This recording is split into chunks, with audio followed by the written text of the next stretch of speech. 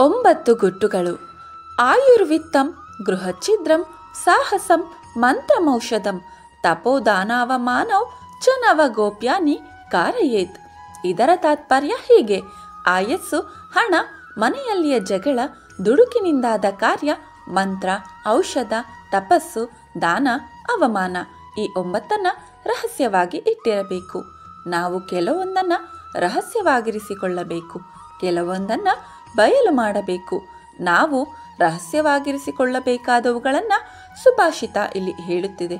ಅಂತಹ 9 ಸಂಗತಿಗಳನ್ನು ಅದು ಪಟ್ಟಿ ಮಾಡಿದೆ.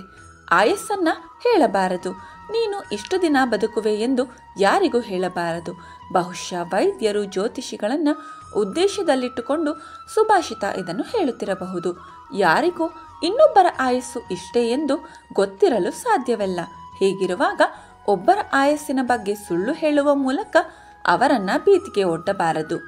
ನಮ್ಮಲ್ಲಿರುವ ಹಣ ಎಷ್ಟು ಎಂಬುದನ್ನು ರಟ್ಟು ಮಾಡಬಾರದು. ಇಂತಹ ಘೋಷಣೆ ನಮಗೆ ಅಪಾಯವನ್ನು ಉಂಟು ಮಾಡುವುದು ಖಂಡಿತ.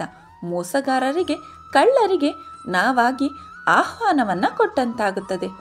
ಸಂಸಾರದ ಜಗಳವನ್ನು 4 ಜನರಲ್ಲಿ ಹಂಚಿಕೊಂಡರೆ ನಮ್ಮ ಕುಟುಂಬದ ಮರ್ಯಾದೆಯೇ ಹೋಗುತ್ತದೆ. ಇದರಿಂದ ನಮ್ಮ ಬಗ್ಗೆ ತಾತ್ಸಾರವೂ ಮೂಡಬಹುದು.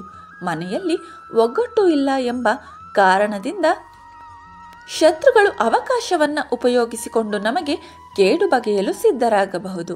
ನಮ್ಮ ದುಡುಕಿನಿಂದಾದ ಕಾರ್ಯವನ್ನು ಇನ್ನೊಬ್ಬರಲ್ಲಿ ಹಂಚಿಕೊಳ್ಳಬಾರದು.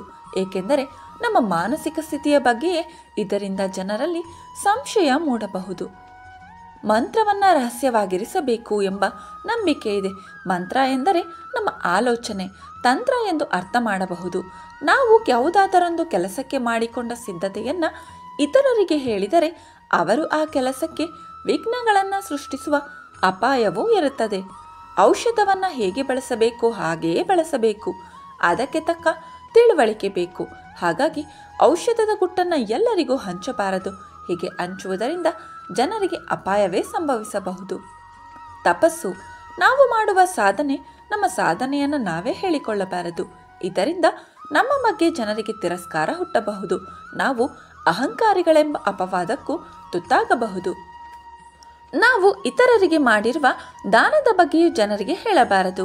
ದಾನ ತೆಗೆದುಕೊಂಡವನ ಆತ್ಮಾಭಿಮಾನಕ್ಕೂ ಇದು ಭಂಗ ತರಬಹುದು. ಮಾತ್ರವಲ್ಲ, ನಾವು ನಮ್ಮ ಹೆಚ್ಚುಗಾರಿಕೆಯನ್ನು ಪ್ರದರ್ಶಿಸುತ್ತಿದ್ದೇವೆ ಎಂಬ ಲೋಕಾಪವಾದಕ್ಕೂ ಇದರಿಂದ ಬರಬಹುದು.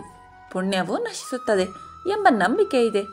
ಇನ್ನು ತನಗಾದ ಅವಮಾನ, ಇದನ್ನು ಯಾರು ತಾನೇ ಹೇಳಿಕೊಂಡರೆ ಜನರ ದೃಷ್ಟಿಯಲ್ಲಿ ನಾವು ಸಣ್ಣವರಾಗುತ್ತೇವೆ. ನಾವು ಮಾಡುವ ಎಷ್ಟೋ ಒಳ್ಳೆಯ ಕೆಲಸಗಳಿಗೆ ಇದರಿಂದ ಅಡ್ಡಿಯಾಗುವ ಸಾಧ್ಯತೆಗಳು ಎದುರಾಗುತ್ತವೆ.